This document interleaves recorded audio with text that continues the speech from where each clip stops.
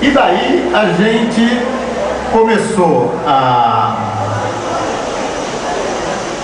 se preocupar com a questão seguinte: se o agente público não pode receber complementação salarial, se essas fundações, na sua Constituição, não cumprem os quesitos de fundações, se elas não deixam dinheiro na Universidade de São Paulo, por que elas existem? Por que existe tanta pressão para que elas existam? Por que é tão interessante que elas existam? Um motivo a gente tinha descoberto já, porque ela complementa salário de quem se envolve com elas, né? E embora seja absolutamente justo e a gente luta para que todo o setor público tenha salário digno, e a gente sabe que tem recurso para isso, não é porque o salário é indigno que nós vamos usar de formas alternativas ou irregulares para resolver o problema, porque pode resolver o problema temporário de uma, de duas, de três pessoas, mas não resolve o problema institucional, não resolve o problema da nação.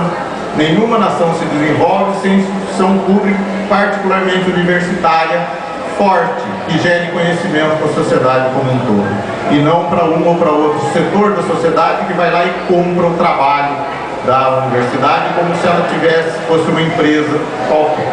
Bom, daí a gente começou a perguntar assim: o que motiva então?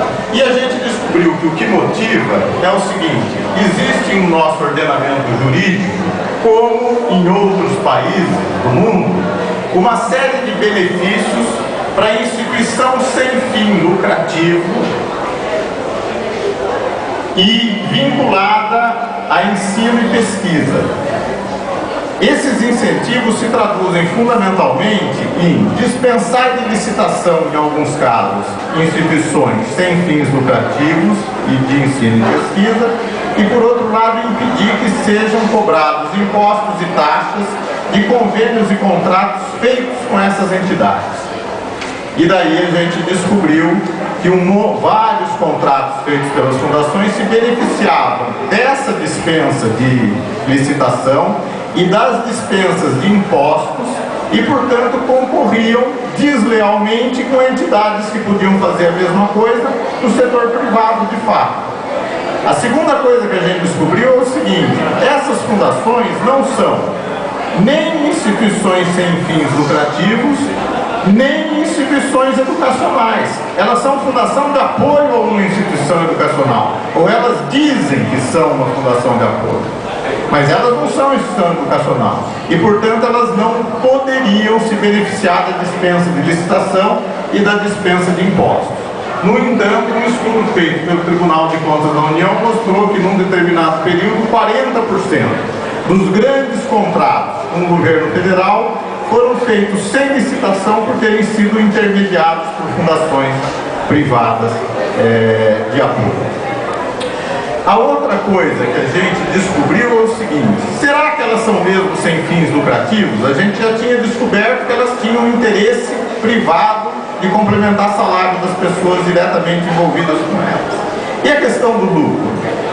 A questão do lucro, elas resolveram de outro jeito, porque naqueles balancetes onde aparecia 50%, 60% para pagamento de pessoa física e jurídica, 2%, 3% para a Universidade de São Paulo, aparecia sempre lá 10%, 12%, 15% de superávit.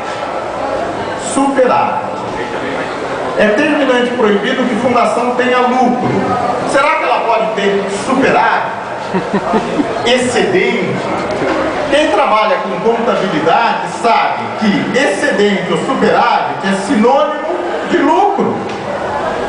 Então elas tinham provado nos seus balanços financeiros que elas tinham lucro, que elas geravam excedente. Esses excedentes eram que respondiam pelo acúmulo de patrimônio que elas constituíam com o tempo, ao contrário daquilo que está previsto na constituição de uma fundação, que é ter um patrimônio e usar esse patrimônio para um fim público. Elas não tinham patrimônio e, ao se ligar ao interesse público, constituíam um patrimônio. Bom, oi, Fernando, tudo bem? Estamos no debate. Fernando, você recebeu um e-mail meu? Deixa eu dar uma pausa.